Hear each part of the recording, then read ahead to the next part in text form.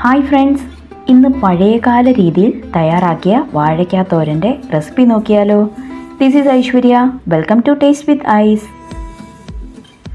വാഴയ്ക്കാത്തോരൻ തയ്യാറാക്കാനായി തൊലി കളഞ്ഞ 4 വാഴയ്ക്ക ചെറിയ ക്യൂബ്സ് ആയിട്ട് കട്ട് ചെയ്തതാണ്.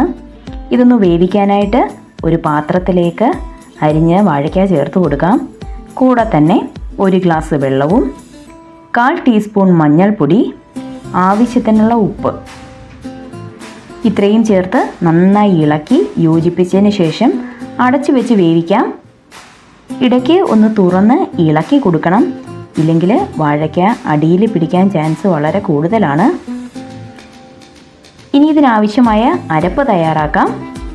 അതിനായി ഒരു മിക്സിയുടെ ജാറിലേക്ക് 1 കപ്പ് തേങ്ങ ചിരകിയത്, 3 പച്ചമുളക്, 3 അല്ലി വെളുത്തുള്ളി, 1/2 ടീസ്പൂൺ ജീരകം, ചെറിയ ജീരകമാണ്, 1/2 ടീസ്പൂൺ മഞ്ഞൾപ്പൊടി ഇത്രയും ചേർത്ത് ഒന്ന് ചതച്ചെടുത്ത് വെക്കണം. ഇപ്പോൾ വാഴയ്ക്കയെല്ലാം നന്നായിട്ട് വെന്ത് വന്നിട്ടുണ്ട്. ഇതിൽ കുറച്ച് വെള്ളമുണ്ട്, അതിരുന്ന് വറ്റിക്കോളും.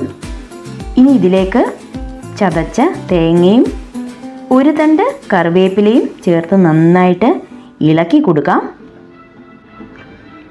ശേഷം മൂടി വെച്ച് ചെറുതീയിൽ ഒരു 3 മിനിറ്റ് കൂടി വേവിക്കാം. ഇപ്പോൾ എല്ലാം നന്നായി വെന്ത് റെഡി ആയിട്ടുണ്ട്. ഇനി ഇതിനാവശ്യമായ താളിപ്പ് തയ്യാറാക്കാം. അതിനായി ഒരു പാൻ വെച്ച് കൊടുക്കാം. ഇതിലേക്ക് 2 ടേബിൾ സ്പൂൺ എണ്ണ ചേർക്കാം. എണ്ണയൊന്ന് ചൂടായി വരുമ്പോൾ 1/2 ടീസ്പൂൺ കടുക്, 1/2 ടീസ്പൂൺ അരിയും ചേർത്ത് നന്നായി വറുത്തെടുക്കണം. അരി നല്ല ബ്രൗൺ നിറത്തിലാവുമ്പോൾ 3-4 വറ്റൽമുളക്, 1 തണ്ട് കറിവേപ്പിലയും ചേർക്കാം. ഇതിനി തോരനിലേക്ക് ചേർത്ത് നന്നായിട്ടൊന്ന് ഇളക്കി യോജിപ്പിച്ചെടുക്കാം. ഇത്രയായാൽ നമ്മുടെ സ്വാദിഷ്ടമായ വാഴയ്ക്കാത്തോരൻ തയ്യാറായി കഴിഞ്ഞു. എല്ലാവരും ഇതുപോലെ ഒന്ന് ട്രൈ ചെയ്ത് നോക്കൂ. വീഡിയോ ഇഷ്ടമായാൽ ലൈക്ക് ചെയ്യൂ, ഷെയർ ചെയ്യൂ, ചാനൽ സബ്സ്ക്രൈബ് ചെയ്യാനും മറക്കരുതേ. അപ്പോൾ പുതിയൊരു റെസിപ്പിയുമായി വീണ്ടും കാണാം. അതുവരെ ബായ്.